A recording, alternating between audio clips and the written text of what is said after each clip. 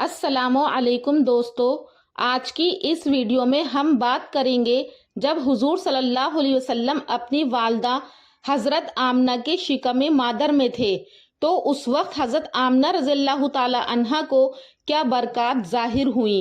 Video को आखिर तक ज़रूर सुनिएगा, वीडियो बहुत ईमान अफरोज़ होने वाला है। नबी करीम सल्लल्लाहु अलैहि वसल्लम की ज़िंदगी सरासर मोजिज़ात और निशानियों से भरी हुई है।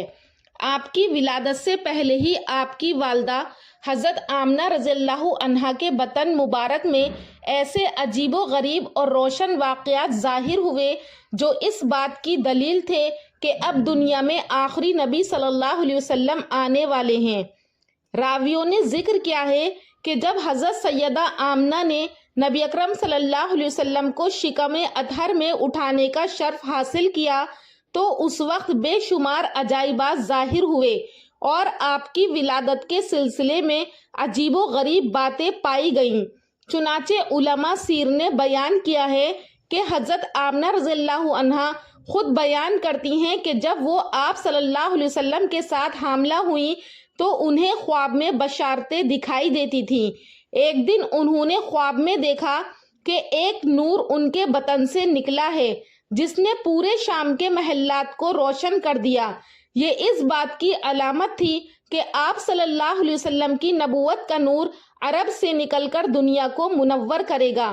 आम औरतों की तरह हज़रत आमना को हमल के दौरान कोई तकलीफ और कमज़ोरी महसूस न हुई, बल्कि वो फरमाती हैं कि ये हमल मेरे लिए बिल्कुल हल्का और सुकून देने वाला था। ये भी एक मोजिज़ा था जो रसूलुल्लाह सल्लल्लाहु अलैहि वसल्लम की अजमत को जाहिर करता था। हज़रत आमना को हमल के दौरान एक ख़ास तरह की हिफाजत का एहसास रहता था।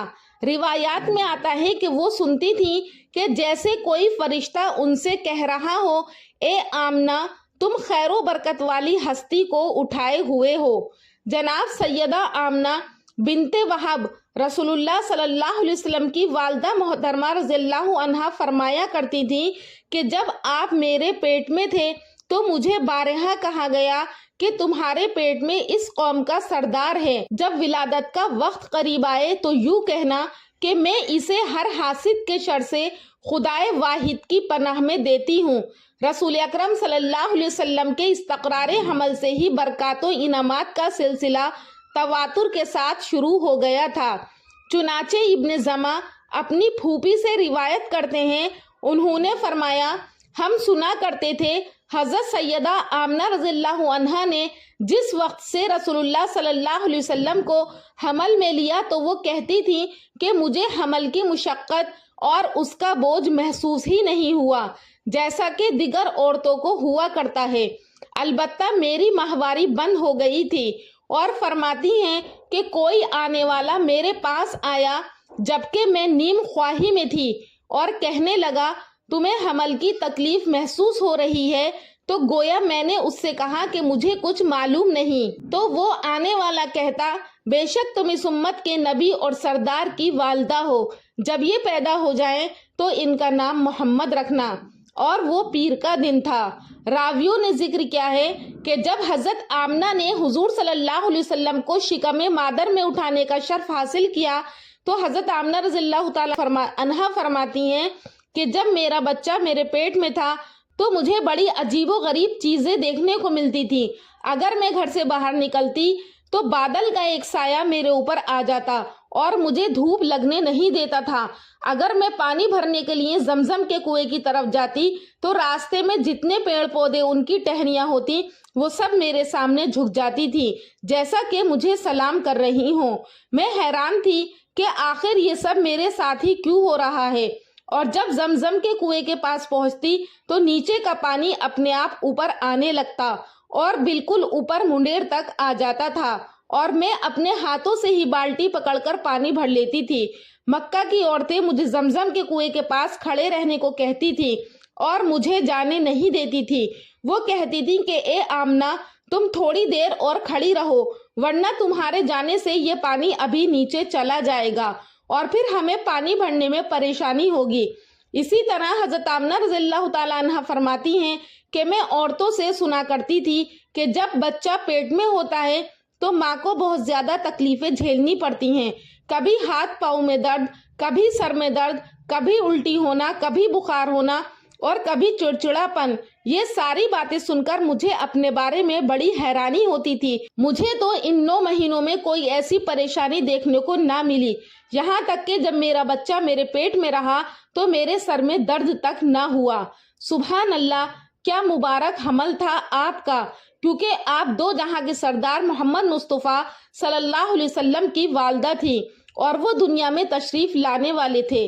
یہ صرف حضرت آمنہ ہی نہیں تھی جنہیں معجزات نظر آئے، بلکہ دنیا کے مختلف خطوں میں علم رکھنے والے اہل کتاب اور نجومی بھی حیران تھے۔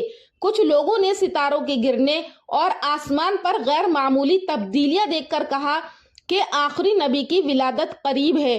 جب حضور صلی اللہ علیہ وسلم پیدا ہوئے تو آپ سے ایک ایسی روشنی نکلی جس نے شام کے محلات کو منور کر دیا۔ فارس کے آتش کدے کی ہزاروں سال پرانی آگ بجھ گئی، بحیرہ ساوا خشک ہو گیا اور زمین و آسمان میں ایک غیر معمولی سکون اور خوشی کی کیفیت پیدا ہو گئی۔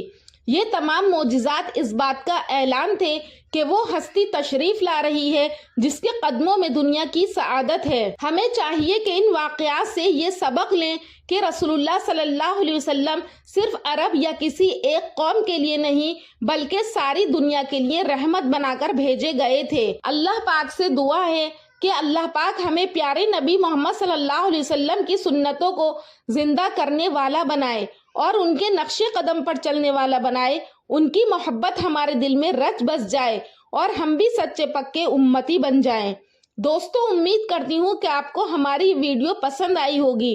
اگر پسند آئی ہے تو ہمارے چینل نوری اسلامک ٹیوبر کو ضرور سبسکرائب کریں، کامنٹ سیکشن میں اپنی رائے کا اظہار کریں۔ انشاءاللہ پھر ملاقات کروں گی اگلی ویڈیو میں ایک اچھے ٹاپک کے ساتھ۔ تب تک کے لیے اللہ حافظ۔